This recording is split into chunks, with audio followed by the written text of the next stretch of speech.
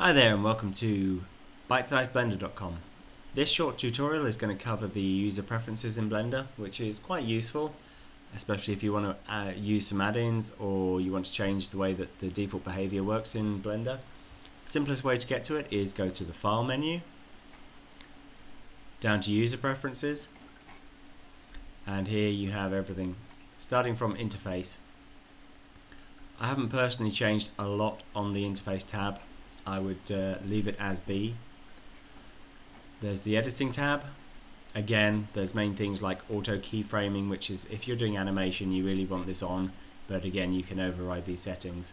Auto keyframing will do things like it will automatically record when you do animation step for step, so I would leave that on. Under the Input tab, this is quite critical, especially if you're on a laptop or Mac. You might want to put on the emulate the 3 mouse buttons. Again, you might also want to emulate a numpad. If you're on a laptop you don't have a numpad, you really want to change your views using the numbers 1, 2, 3, 4, 5, etc. Use that. There's nothing else down there you need. The add-ons tab, again, Blender has such a plethora of add-ons.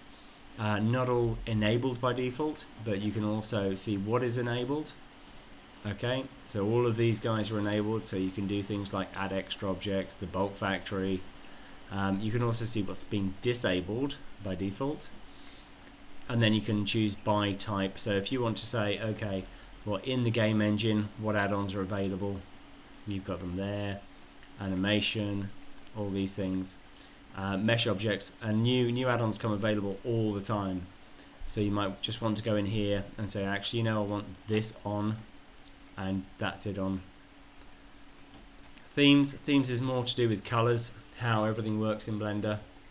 The default theme has been designed to be very plain and quite sort of unintrusive. You might really want some high bright colors, things that you work with. This is going to be completely by choice. You've got to go through the whole list, choose what colors you want in each tab, in each window, and choose your colors. Don't forget, this is only for the default setting of the current window you're in. If you want this to apply to everything that you ever do, you always need to choose Save as Default.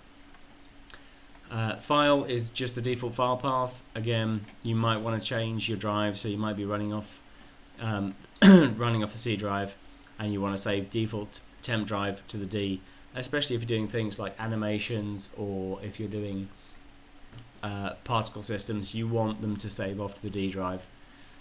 And under System, it's sort of general things like the DPI of the fonts that are used. You can change these to make them bigger, smaller.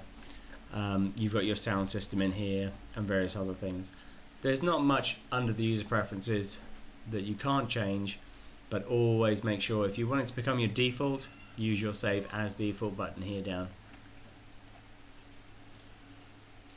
Okay, that's it for this short tutorial, and welcome to the next tutorial. Thanks.